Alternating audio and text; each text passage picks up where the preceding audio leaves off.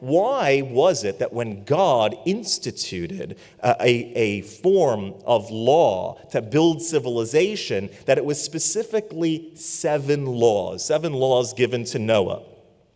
The way that it plays out is that God makes a covenant with Noah following the flood.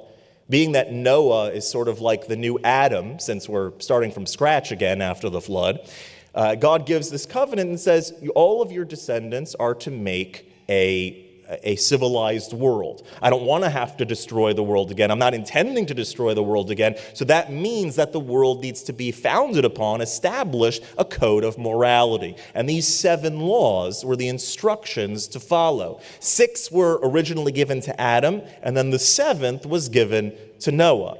Right? And so since he was the new progenitor of mankind, the name takes on his namesake. But why 7 laws? So 7 is the most ubiquitous of numbers in the Torah. 7 is like the magic number. In fact, the Medrash says that kol shvin chavivin, all 7s are beloved. Because 7 in creation is the symbol of the pinnacle of the natural world. You want to know what the crux of the natural world is? It's represented in the number 7, right? It is where the 6 directions, right, north, east, west, and south, and front and back, or up and down, however you want to call it, the 6 directions are unified, are infused with the spark of holiness and completion. 7 is a magic number of completeness. That's why there are 7 days in a week. There are 7 notes on the music scale, right? Do, re, mi, fa, sol, la, ti. And do's are the next octave, right?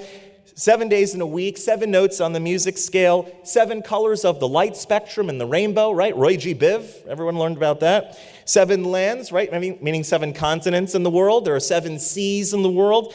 This is why we find it all over the place. Likewise in the heavens, there are 7 objects in the solar system that you can see with the naked eye from Earth. There are 7 heavens described spiritually speaking. This is why there are 3 forefathers and 4 foremothers, right? Abraham, Isaac, and Jacob, Sarah, Rebecca, Rachel, and Leah. 7. We come from, the foundation is 7. This is why there are 7 generations from Abraham to Moses, from the foundation of from Jews to the creation of the Jewish religion at Mount Sinai. This is why the land of Israel has to rest every 7 years, and why it's blessed by 7 fruits, 7 species, and why it was prior occupied by 7 Canaanite nations. It's why weddings are then celebrated by 7 days of feasting, and funerals are then followed by 7 days of mourning. Now, the fullness of 7 is actually realized also in the number 10. Number 10, like the 10 commandments, the 10 utterances which brought the world into existence, 10 represents the fullness of the earth as it connects with heaven.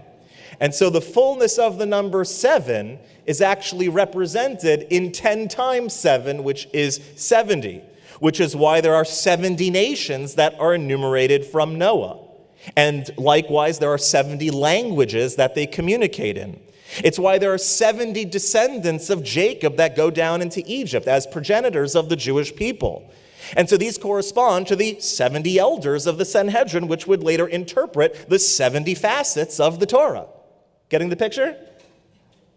So 7 is this magic number for the stability of civilization. The natural world is symbolized by the number 7. So hence, 7 noahide laws to establish creation and perfection in this world. So far, so good? Yeah? All right. So the Talmud enumerates, it gives the noahide laws, it's the first to describe them as the noahide code. And so what that means, it teaches, the Gemara in Sanhedrin teaches that our rabbis taught 7 precepts were given to Noah for all mankind. Number 1 is to establish courts of law that uphold the other 6. Second, to refrain from blasphemy, from idolatry, from adultery, from murder, from stealing, and from eating the limb of a live animal, meaning being cruel to animals. So these 7 laws are the moral code which builds a moral civilization.